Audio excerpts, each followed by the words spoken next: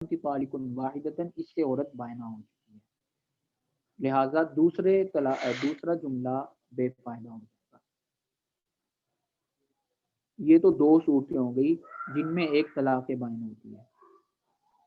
یہاں تک ترجمہ دیکھ لیجئے، پھر ہم آگے چلتے ہیں۔ دوسری جو دو صورتیں ہیں وہ اس کے بعد پڑھتے ہیں۔ پہلے اس کا ترجمہ دیکھ لیجئے،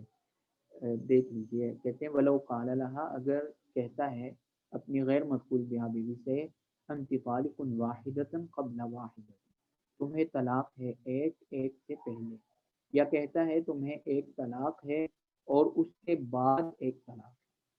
وقعت واحدۃ، تو طلاق ایک واقع ہوگی۔ اب یہاں سے پہلا قاعدہ بتا رہے ہیں، والاصل، قاعدہ یہ ہے، انہ متی ذکر شیئین، کہ جب اس نے دو چیزوں کا تذکرہ کیا، وادخل بینہما حرف الظرف، اور اس نے داخل کر دیا ان دو چیزوں کے درمیان حرف ظرف کو، یہ جیسے قبل اور بعد ظرف کا کلمہ ہے، ان قرانہا، اگر اس نے اس ظرف کے حرف کے ساتھ ملایا ہا کنایا کا، یعنی کہ ضمیر ملائی، کانا صفتاً بالمذکور آخرا، تو وہ صفت بنے گا، حرف جو ہوگا وہ صفت بنے گا جو دوسرے نمبر پر ذکر کیا گیا ہے، کقولہ، جیسا کہ اس کا کہنا، جاءنی زید قبلہ عمرو، میرے پاس زید آیا اور اس سے پہلے عمر آیا، فَإِن لَّمْ يَقْرُنْهَا، وَإِن لَّمْ يَقْرِنْهَا، اور اگر وہ نہیں ملاتا ہائے کنایا کو، کانا صفتاً للمذکور اولا، تو یہ حرف ظرف جو ہوگا یہ صفت ہوگا جو پہلے نمبر پر ذکر کیا گیا ہے، جیسا کہ کسی کا کہنا جاءنی زید قبل عمرو، اب یہاں پر قبل کا تعلق پہلے کے ساتھ ہے، زید کے ساتھ۔ دوسرا قاعدہ، وَإِيقَاعُ الطَّلَاقِ فِي الْمَاضِي، اور طلاق کو واقع کرنا ماضی میں، یہ ایقاع فی الحال، یہ واقع کرنا ہے فی الحال، لأن الاسناد، اس لیے کہ اسناد کرنا، نسبت کرنا ماضی کی طرف، لیس فی وسعہ، اس کی طاقت میں نہیں ہے، فالقبلیۃ فی قولہ، یہ بات تو مکمل ہو گئی، کہتے ہیں فالقبلیۃ فی قولہ انت طالق واحدۃ قبل واحدۃ، انت طالق واحدۃ قبل واحدۃ میں جو قبلیت ہے، قبل کا جو لفظ ہے، صفتاً للأولی، یہ پہلے جملے کی صفت ہے، فتبین بالأولی، لہذا بائنا ہو جائے گی پہلے جملے سے، فلا تقع الثانیہ، اور دوسرا واقع نہیں ہوگا، دوسری طلاق واقع نہیں ہوگی، والبعدیۃ فی قولہ بعدہا واحدہ، اور بعد کا جو لفظ ہے خامن کے قول بعدہا واحدتین میں جو بعد کا لفظ ہے یہ صفت ہے للأخیرتی، دوسرے کی، فحصلت الابانۃ بالاولی، لہذا حاصل ہو جائے گی بینونت پہلے کے ساتھ، یعنی پہلی طلاق سے بینونت حاصل ہو جائے گی اور اب دوسری طلاق واقع نہیں ہوگی۔ اگلی دو صورتیں، اگر خامن کہتا ہے انت طالق واحدۃ قبلہا واحدۃ، اردو میں با محاورہ ترجمہ یہ بنے گا کہ تمہیں طلاق ہے، تمہیں ایک طلاق ہے اور اس ایک طلاق سے پہلے بھی ایک طلاق ہے، تمہیں ایک طلاق ہے اور اس ایک طلاق سے پہلے بھی ایک طلاق ہے، تو اس صورت میں عورت کو دو طلاقیں، غیر مدخول بہا خاتون کو بھی دو طلاقیں ہو جائیں گی، یا کہتا ہے انت طالق واحدۃ بعد واحدۃ، نہیں، ہاں جی، انت طالق واحدۃ بعد واحدۃ، تمہیں ایک طلاق ہے ایک کے بعد ایک طلاق ہے، یعنی کہ وہ کہنا چاہ رہا ہے کہ زمانہ ماضی میں ایک طلاق دے چکا ہوں اور دوسری طلاق اب ہے، تمہیں ایک طلاق ہے ایک کے بعد، یا کہتا ہے تمہیں ایک طلاق ہے اور اس سے پہلے بھی ایک طلاق ہے، ان دونوں صورتوں میں عورت کو دو طلاقیں ہو جائیں گی۔ دیکھیں، ولو قال، اور اگر کہتا ہے تو انت طالق واحدۃ قبلہا واحدۃ، تمہیں ایک طلاق ہے اور اس سے پہلے ایک طلاق ہے، تقع ثنتان، تو واقع ہوں گی دو، لأن القبلیہ، اس لیے کہ قبل کا جو لفظ ہے یہ صفت ہے دوسرے کا، لاتصالها، یہ جو جملہ ہے نا انت طالق واحدۃ قبلہا واحدہ، یہاں پر یہ جو قبلہا کا قبل ہے یہ دوسرے جملے کی صفت ہے، لأن القبلیہ اس لیے کہ قبل کا جو لفظ ہے یہ صفت ہے دوسرے کی، دوسرے کی صفت کیوں ہے بھائی؟ لاتصالھا اس لیے کہ ملا ہوا ہے بحرف الکنایا اس ضرب کے حرف کے ساتھ حرف کنایا ملا ہوا ہے، فاقتضا ایقاعہا لہذا یہ تقاضا کرتا ہے، قبل کا لفظ تقاضا کرتا ہے ایقاعہا کہ وہ واقع کرے طلاق کو ماضی میں، و ایقاع الاولی فی الحال اور جو پہلی طلاق ہے انت طالق واحدتن، انت طالق واحدتن پہلی طلاق ہے، قبلہا واحدتن دوسری طلاق ہے، تو یہ تقاضا کرتا ہے کہ ایقاع الاولی فی الحال کہ پہلی طلاق کو ابھی واقع کر دے،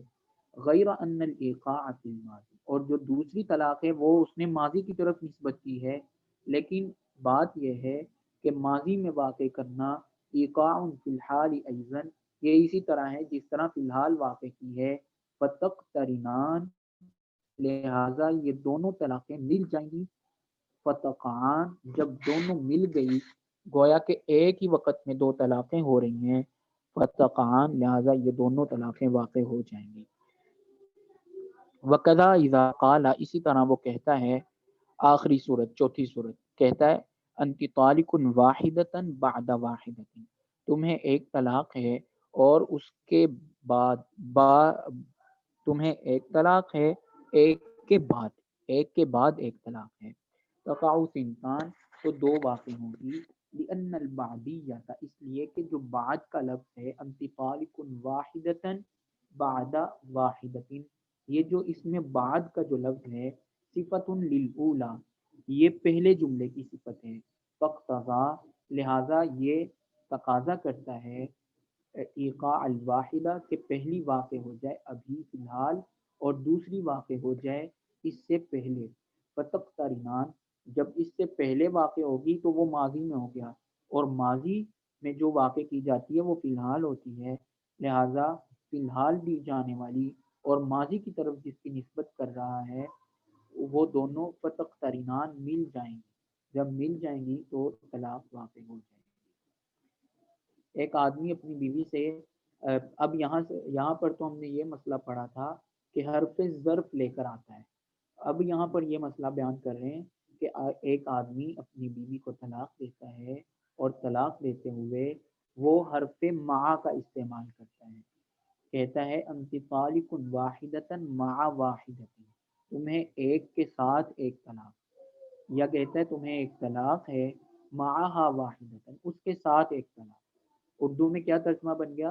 تمہیں ایک کے ساتھ ایک طلاق، ایک طلاق کے ساتھ ایک طلاق، یا پھر یہ ترجمہ بنے گا تمہیں ایک طلاق ہے اور اس کے ساتھ ایک طلاق ہے۔ تو اس صورت میں دو مذہب ذکر کیے،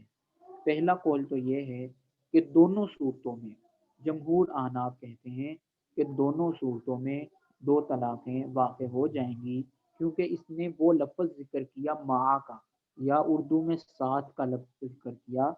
جو کہ معیت کے لیے ملانے کے لیے آتا ہے، لہذا دو طلاقیں اکٹھی واقع ہو جائیں گی،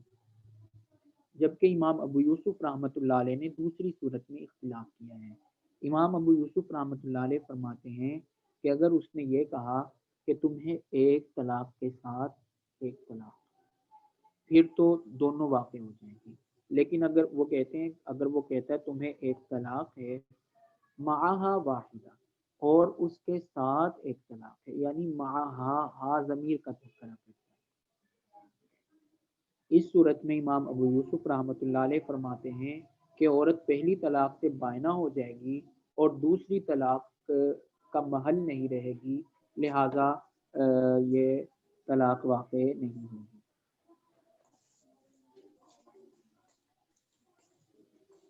ان کی دلیل یہ ہے، وہ کہتے ہیں کہ جب اس میں ضمیر لائی جاتی ہے نا، مثلا ہا ضمیر ہے، جب یہ ضمیر لائی جاتی ہے تو ضمیر سے پہلے مرجے کا ہونا ضروری ہوتا ہے، جیسے آپ نے صرف نحو میں پڑھا ہے، نحو میں یہ زیادہ مسائل آتے ہیں، تو ضمیر سے پہلے کس کا آنا ضروری ہے؟ مرجے کا آنا ضروری ہے، لہذا جو اس کا مرجع پہلے آیا ہے یہ ہا ضمیر اس کی طرف لوٹ رہی ہے، انت طالق واحدتن مع ہا ضمیر لوٹ رہی ہے پہلے کی طرف، لہذا پہلی طلاق تو واقع ہوگی اور دوسری طلاق واقع نہیں ہوگی، کیونکہ ہا ضمیر لوٹ گئی پہلے کی طرف اور پہلی طلاق واقع ہو گئی۔ جب پہلی واقع ہا ضمیر کیا تقاضا کرتی ہے کہ ایک طلاق پہلے بھی ہو، کیونکہ اس نے ہا ضمیر نے پیچھے کی طرف لوٹنا ہے۔ جب یہ ہا ضمیر پیچھے کی طرف لوٹ رہی ہے تو اس کا مطلب ہے پہلے ایک طلاق موجود ہے۔ جب ایک طلاق موجود ہے پہلے تو پھر دوسری طلاق واقع نہیں ہوگی۔ سمجھ میں آگے بات؟ دوبارہ میں آپ کو دوسرے انداز سے سمجھ لیجئے کہ اگر وہ کہتا ہے کہ انت طالق واحدتن مع واحدۃ، تمہیں ایک طلاق ہے اور ایک طلاق کے ساتھ ایک طلاق، تمہیں ایک طلاق کے ساتھ ایک طلاق، اب یہاں پر تو دونوں طلاقیں اکٹھی واقع ہوئی، لیکن اگر اس میں آپ ضمیر لے کر آئیں انت طالق واحدتن معہا، اب یہاں پر معہا واحدتن، مع کے بعد ایک طلاق ہے واحدتن کے لفظ سے، اور مع سے پہلے ایک طلاق ہے۔ وہ کہتے ہیں کہ معہا، ہا ضمیر پیچھے لوٹ رہی ہے، اور جب ضمیر پیچھے کی طرف لوٹ رہی ہے اس کا مطلب ہے کہ پہلے ایک طلاق واقع ہو رہی ہے، اور ہا ضمیر لانا تبھی درست ہوگا جب پیچھے کوئی مرجع موجود ہوگا، اور وہ مرجع کیا ہے؟ واحدہ کا لفظ۔ لہذا اس مرجع سے پتہ چل رہا ہے کہ دوسری طلاق سے پہلے ایک طلاق موجود ہے۔ جب وہ ایک طلاق موجود ہے تو وہ طلاق واقع ہوگی اور دوسری طلاق لفظ ہو جائے گی۔ دیکھیے وَلَوْ قَالَ أَنْتِ طَالِقٌ وَاحِدَةً مَعَ وَاحِدَةٍ، کہتا ہے کہ تمہیں ایک طلاق ہے اور تمہیں ایک کے ساتھ ایک طلاق، یا کہتا معها واحدہ، تمہیں ایک طلاق ہے اور اس ایک کے ساتھ ایک طلاق ہے، تقع سنتان، تو دونوں واقع ہو جائیں گی، کیونکہ مع کا جو کلمہ ہے یہ قران ملانے کے لیے آتا ہے، اور امام ابو یوسف رحمہ اللہ سے منقول ہے خامن کے اس قول میں معها واحدہ کہ فرماتے ہیں تقع واحدۃ، اس صورت میں ایک واقع ہوگی، لأن الکنایۃ، اس لیے کہ ضمیر کے ساتھ اشارہ کرنا یہ تقاضا کرتا ہے کہ سبق المکنی عنہ، کہ مرجع اس سے پہلے سبقت کرتا ہے، لا محالہ یقینی طور پر، تو مرجع یہ بتا رہا ہے کہ پہلے ایک طلاق موجود ہے، لہذا جب پہلے ایک طلاق موجود ہے تو وہ طلاق واقع ہوگی اور دوسری لغو ہوگی، اور اگر اس عورت سے دخول ہو چکا ہے تو پھر ان تمام صورتوں میں جتنی بھی ہم نے پڑھی تو اس میں دو طلاقیں واقع ہوں گی کیونکہ محلیت موجود ہے۔ دیکھ لیجئے وہ فی المدخول بہا، اور مدخول بہا میں تقع سنتان، دو واقع ہوں گی، فی الوجوہ کلیہا، تمام صورتوں میں، لقیام المحلیہ، اس لیے کہ محل قائم ہے، بعد وقوع الاولی، پہلی کے واقع ہونے کے بعد، پہلی طلاق کے واقع ہونے کے بعد ابھی بھی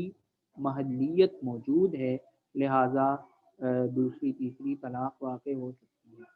اگر کوئی آدمی اپنی بیوی کی طلاق کے ساتھ حرف شرط کا تذکرہ کرتا ہے،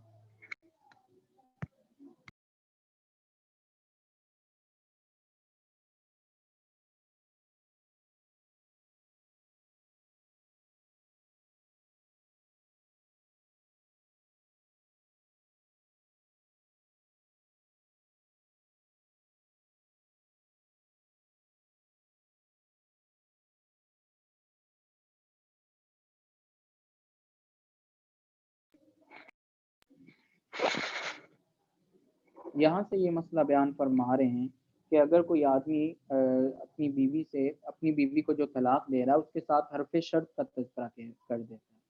مثلا وہ یہ کہتا ہے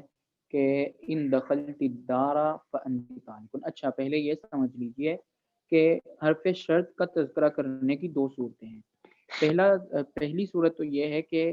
شرط پہلے لاتا ہے اور مشروط بعد میں لاتا ہے، اور دوسری صورت یہ ہے کہ مشروط پہلے لاتا ہے اور شرط بعد میں لاتا ہے۔ اس کی مثال سمجھ لیجیے، ایک آدمی اپنی بیوی سے کہتا ہے ان دخلت الدار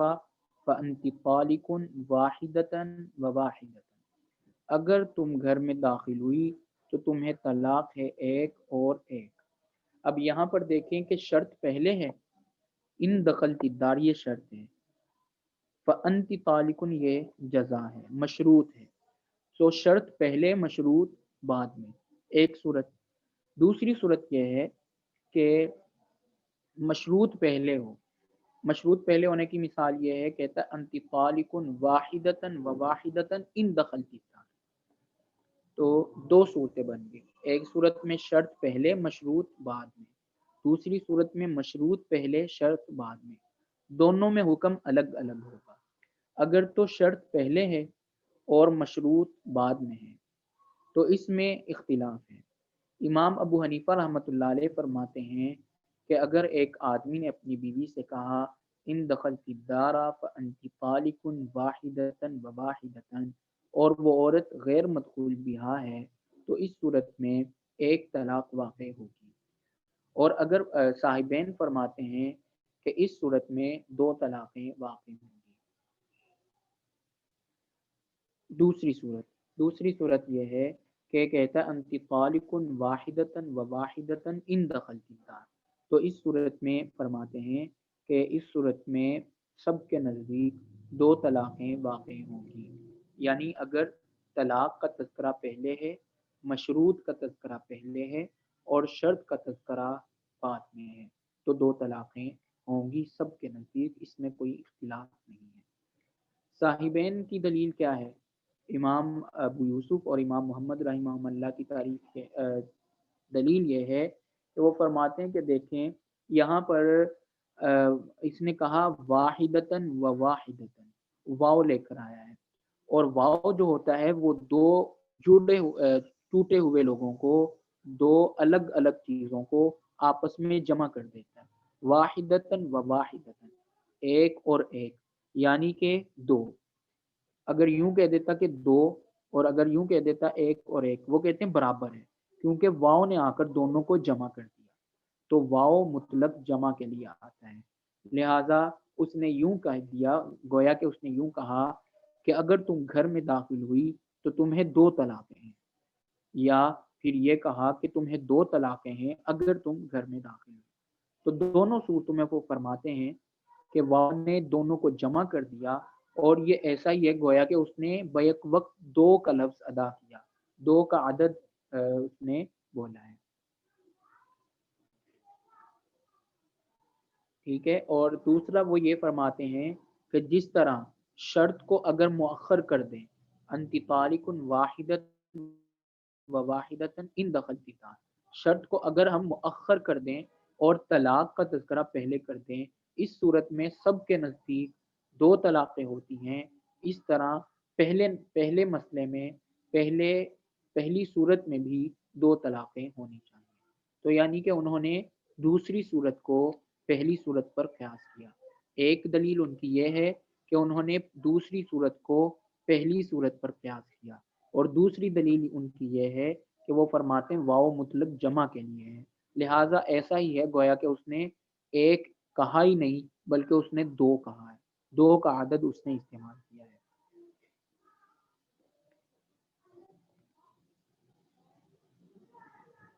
جبکہ امام صاحب یہ فرماتے ہیں کہ دیکھیے واو جو ہوتا ہے یہ مطلق جمع کے لیے نہیں آتا، واو میں دو احتمالات ہوتے ہیں۔ واو کبھی تو دو جملوں کو آپس میں جمع کرنے کے لیے آتا ہے، جیسا کہ